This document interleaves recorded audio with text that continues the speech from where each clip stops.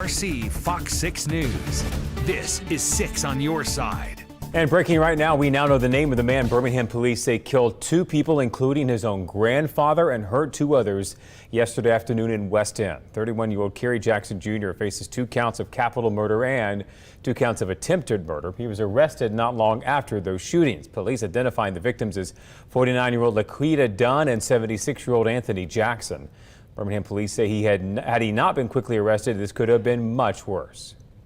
Kerry Jackson had already made threats of carrying out additional violence towards family members after shooting 4 of his family members and or family friends. So this was an individual who was not going to stop until law enforcement officers took him off the street. And we're thankful that the Jefferson County Sheriff's Office partnered with us and our federal partners partnered with us, and we were able to take him off the street within hours.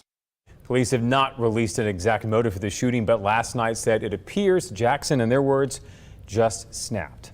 In Calhoun County, where a man who kidnapped a 75-year-old woman learned he's going to spend the rest of his life in prison. Sheriff Matthew Wade confirming a judge today sentenced Tony White to 198 years in prison after pleading guilty to rape, sodomy, kidnapping, and burglary charges. He was originally arrested in Kentucky in 2022. Now to our continuing coverage of the ongoing saga in Hoover that's led to 2 football coaches resigning after those controversial videos from practice started circulating earlier this week. Yesterday, Hoover School Board accepted the resignations of head coach Drew Gilmer and defensive coordinator Adam Helms. We now know there are 2 different police reports filed in connection with those leaked videos. We talked to a defense attorney about what charges could potentially come out of that. We're looking at a simple assault. There's no physical injuries. I don't believe there are any physical injuries. And so it would be the lesser charge of there's assault 1st degree, assault 2nd degree, and then assault 3rd degree, which this charge would be, and that would be a misdemeanor offense.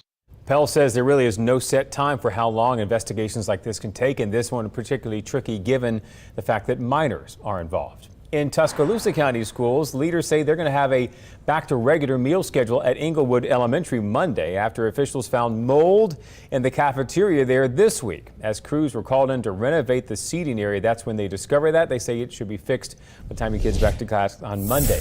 Back to school with WBRC, where a new study finds 95% of teens have cell phones and 24% say they're online. And if you like my kids, this rings true almost constantly. You can see how that could create a problem if it's in the classroom. And as our Morgan Hightower explains, that's one reason State Superintendent Dr. Eric Mackey says he wants all of them out.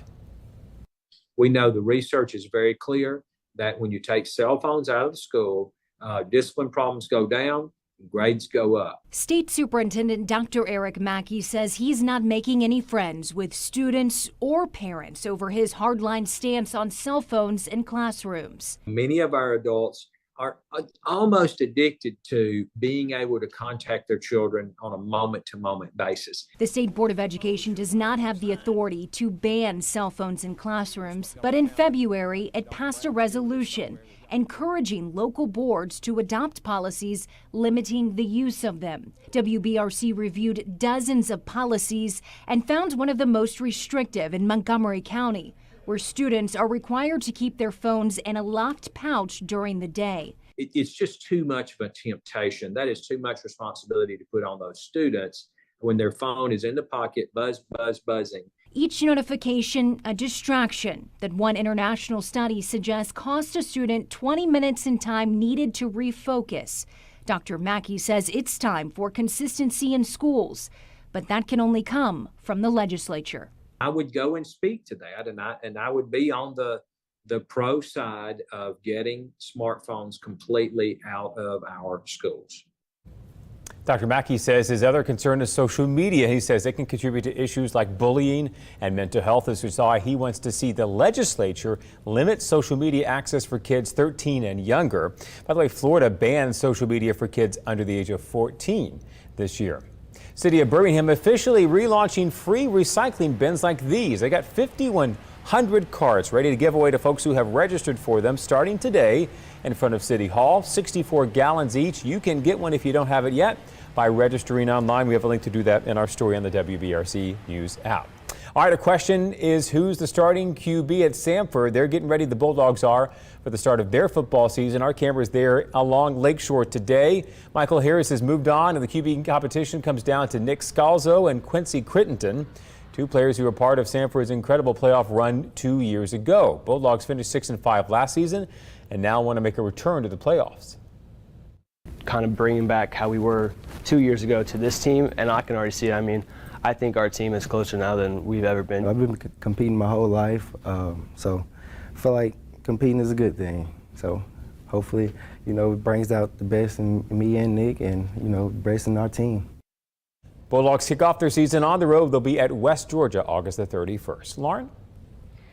Well, Jonathan, we are tracking some exciting things as we get into the weekend weather-wise. I know tonight it's still hot and humid, but we do have some lower humidity on the way, and that's going to make for a great weekend forecast. Unfortunately, we'll eventually see rain chances back next week, back to normal for this time of the year, but let's focus on the lower humidity as we get into the weekend first. Now, it's not here just yet. You'll see as we go into the evening, most of us are still in the upper 80s, low 90s, still feeling toasty outside with all that sunshine. The sunshine we've seen today going to stick around for the weekend. A mostly sunny sky on Saturday and Sunday. You'll see highs are still going to be seasonable in the low 90s, but we're going to take humidity out of the factor. It could still be just a little bit humid on Saturday, but man, check it out. Sunday morning starting off in the 60s, so slightly cooler.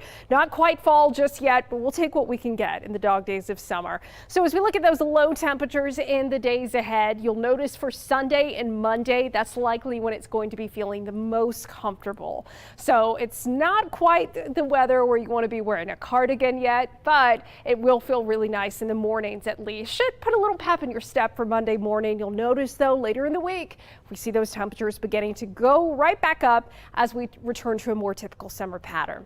So with this lower humidity coming in, this drier air mass is really going to prevent rain chances through at least Tuesday. We do have the possibility of some isolated showers and storms on Wednesday, but I think most of us are generally going to be dry, so make sure that you're watering your lawns and gardens, any plants that look a little extra droopy as needed, because there's not going to be any rain in the forecast at least until the middle of next week. Now we finally got Debbie out of the southeast, but now we're watching a new area. This is a wave that has emerged off of the west coast of Africa. It has a medium chance of development over the next several days. I do think we could potentially see this becoming a tropical depression as it moves towards the Lesser Antilles next Monday and Tuesday. Now, after that, could it go into the Caribbean or could it move farther north into the Western Atlantic, maybe moving towards the Bahamas? That remains to be seen, and we'll keep an eye on it for the southeast U.S., but no immediate concerns for the Alabama Gulf Coast or the Florida Panhandle. So as we look at that forecast here over the next 7 days, we're talking low 90s for Saturday and Sunday, again, very seasonable, and then we see that heat building in next week again with more showers and storms back by next Thursday and Friday. We'll talk more about those increasing rain chances next week coming up tonight after football on First at 9. Sounds good. Thank you so much for joining us. To stream 6 on your side tonight. First Alert Weather Extra will return later on Monday. Our next newscast is tonight after the Falcons game. Enjoy.